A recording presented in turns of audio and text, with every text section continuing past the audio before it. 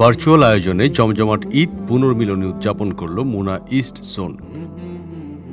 Muslim Ummah of North America MUNA East জোনের উদ্যোগে অনুষ্ঠিত হল এক বর্ণাঢ্য ঈদ পুনর্মিলনী অনুষ্ঠান। ভার্চুয়ালি জুম প্ল্যাটফর্মে আয়োজিত এই অনুষ্ঠানে ইস্ট জোনের দায়িত্বশীল ও কমিউনিটির সদস্যরা উৎসবমুখর পরিবেশে অংশগ্রহণ করেন। অনুষ্ঠানটি পরিচালনা করেন MUNA East Zone Communication, Media and Cultural Department director Akbar Uddin.